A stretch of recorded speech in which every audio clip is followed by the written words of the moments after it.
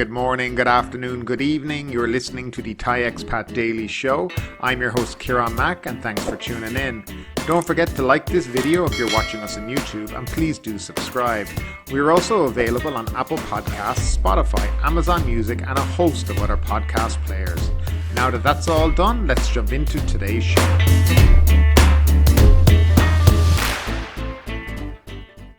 Well, now that the intro is done, as always, welcome back to the Thai Expat Daily Show, and I'm your host, Kieran Mack. Today is Friday, the 21st of October, 2022, and these will be the news headlines in the next few minutes. Now, before we get into that, don't forget to like this video, subscribe to the channel, give us a little share, whether it's on Facebook or Twitter or wherever.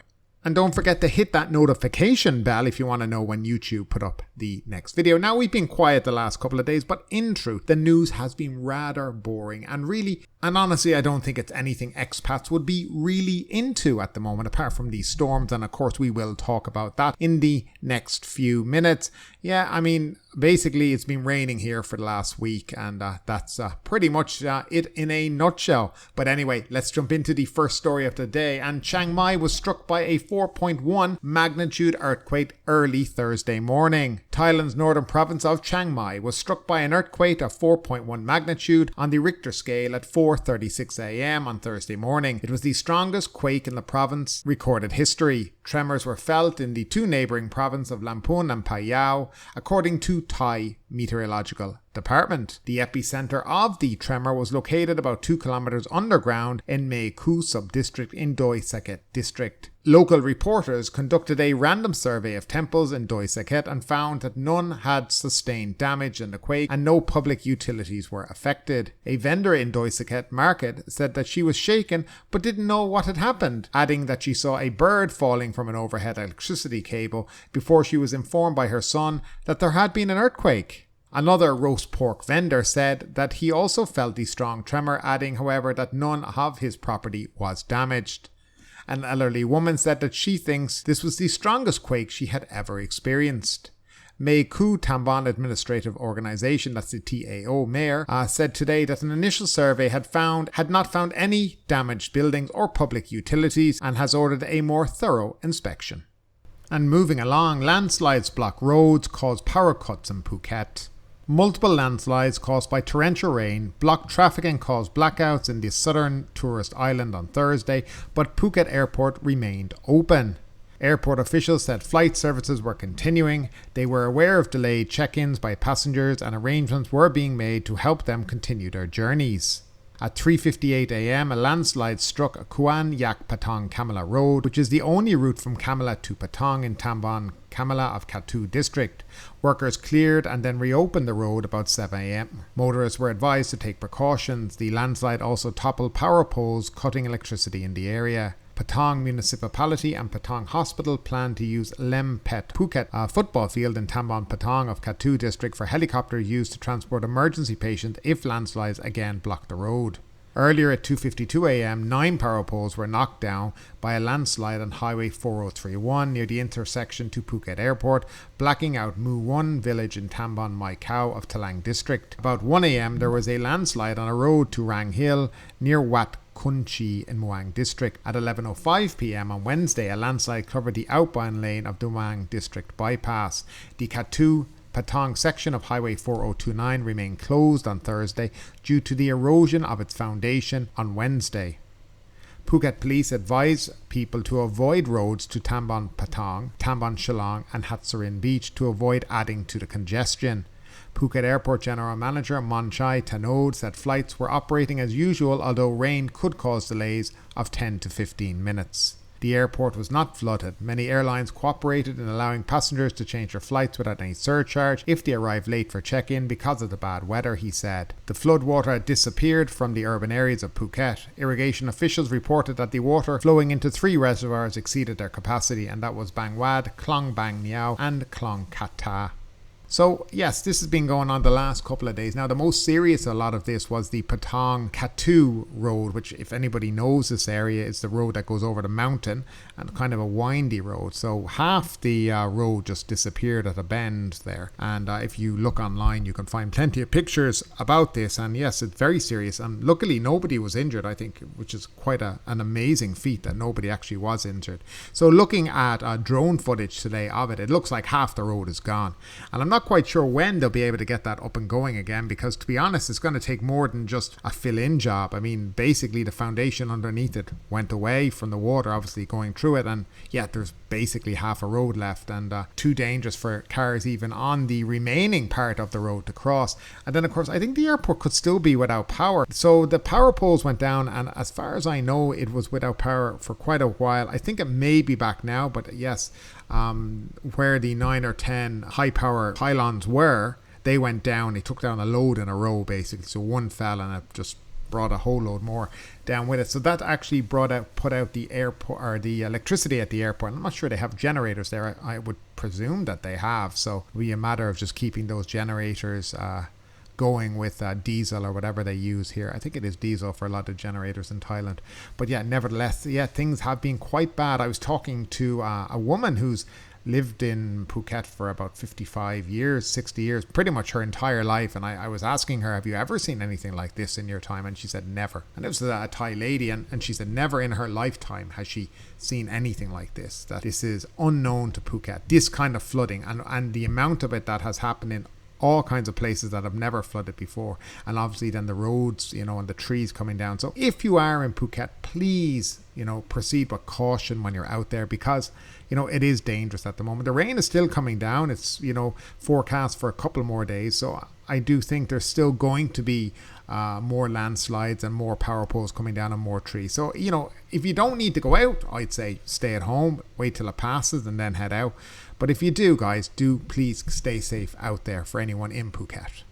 And next up, TAT prepares new phase of subsidies. The new phase of the domestic tourism subsidy program is being drafted with an additional 3 to 4 million hotel rooms, double the number in the fourth phase, which is scheduled to end this month as the government aims to push GDP growth to 3.3% this year. Tourism Authority of Thailand Governor Yuttasak Supasorn said the upcoming fifth phase of We Travel Together will continue to offer a 40% subsidy on hotel rooms to domestic tourists, along with a voucher worth 600 baht per night for food and shopping. However, airfare subsidies included in previous phases are discontinued in the new phase, as there were almost 122,000 privileges for airfares remaining in the current phase. The package tour subsidy program named Torrential Thai, which received lukewarm feedback from travellers, will be scrapped, he said.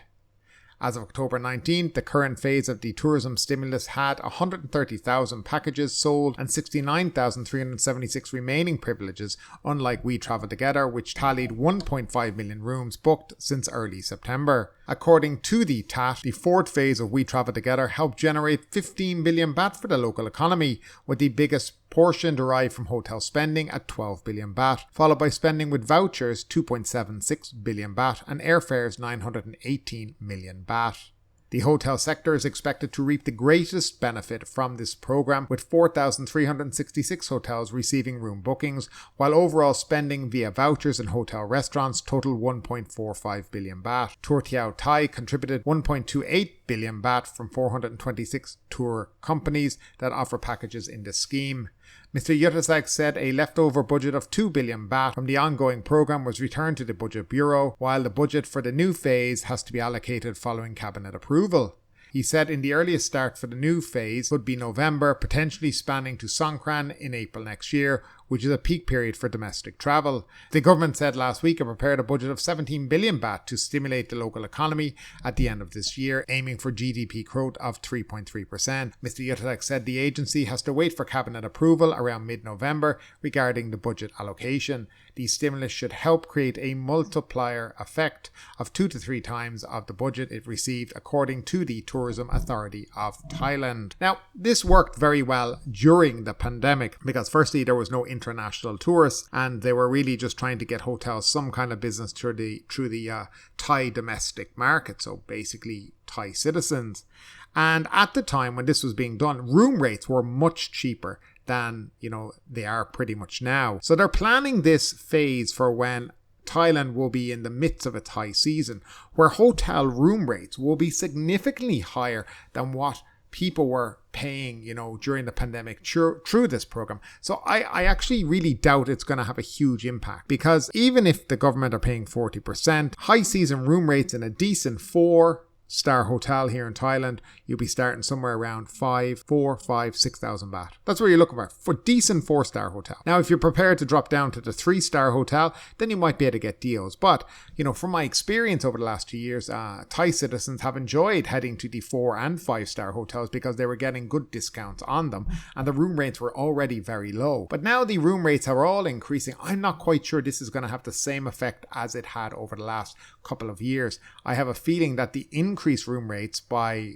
hotels, which was bound to happen because now that international tourism have resumed, hotels are back out to make, the money that they lost over the last 2 years and, try to generate more profits now and to pay off the debt that they incurred over the last couple of years during the pandemic. So I don't believe hotels will be actively going out trying to woo Thai customers or Thai citizens to their hotels. I think the focus for hotels here will be the international market. Now, whether that's good or bad, that's a debate for another day. Personally, for me, I think hotels should have a healthy mix of international and Thai domestic. Learn from the last couple of years of, what transpired and kind of, use that model for the future. But we do know that's not what happens in business. And if a hotel can get a higher room rate from an international traveler, which in general they can, then they will push that. They will reduce the number of rooms through this program because it's not financially viable for them.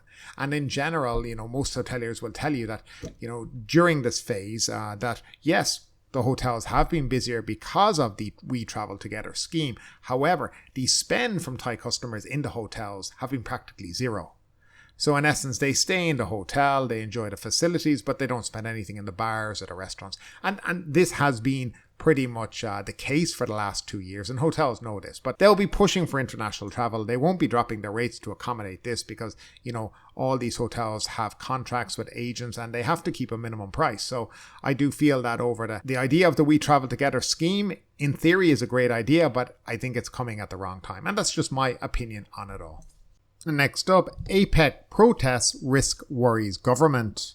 The government has raised concerns about possible protests during the Asia-Pacific Economic Cooperation APEC summit, asking protesters to help preserve the country's image. Government spokesman Anuka Burakansari on Wednesday declared the country was ready to host the summit next month, saying all sectors are prepared for the event, including security.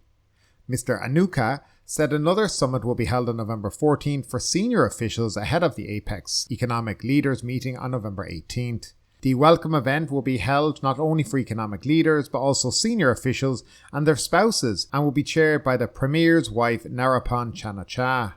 Asked if Prime Minister Prayut Chan-o-cha was concerned about possible protests, Mr. Anuka said the government is trying to spread information about the summit to raise awareness of its importance to the country. Mr. Anuka said most Thais should learn about the event and the topics that will be raised, which will be shared on social media and via local artists. As chair of the summit, the country must create a good first impression. The government is seeking the public's cooperation to be a good host, Mr. Anuka said.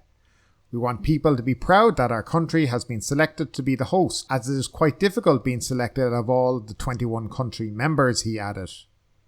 We should join together to be a good host and impress our guests. This event will be of great importance for Thailand's role in the global community, he noted. Most members have accepted invitations to attend, he said, declining to disclose details. The government has also invited special guests from 3 non-member countries, the Saudi Crown Prince Mohammed bin Salman, and who will be accompanied by 800 Saudi dignitaries and businessmen, Cambodian Prime Minister Hun Sen, and French President Emmanuel Macron. Among other notable invitees, the government said earlier it has yet to be confirmed whether Russian President Vladimir Putin would attend. Meanwhile, National Police Chief Colonel Damsarak Kittiparas said police were ready to provide safety for all attendees. Police will escort the convoys of leaders' cars to the summit destination. The operation, joined by almost 20,000 officers, will be overseen by Police Lieutenant General Jirasan, Deputy Commissioner of the Metropolitan Police Bureau. The Army, public health agencies, City Hall and the Metropolitan Electricity Authority will also take part. Police are preparing to talk to the protest leaders, aiming to prevent any violence or actions which could damage the country's image during APEC, said the police colonel Damrong Sak. To ease traffic during the summit, the government announced special public holidays from November 16 to 18 for Bangkok and its surrounding provinces. Well, if there's one way to ensure that the protesters will come out, it's basically to tell them not to come out. And then to basically say how important this is for Thailand and how it puts them in the spotlight. So now the protesters know how important this is to the Thai government, how important this is to the country, that the international media will be upon it. So I'm pretty much certain we are going to see quite a few protests during this meeting. Now, whether or not Vladimir Putin goes or not, I'm not really sure he's going to turn up. I think if he does, some countries probably won't turn up, and that will be the issue. One of them probably United States of America. I mean, if Putin's there, I can't see Biden or whoever they're going to send going at the same time.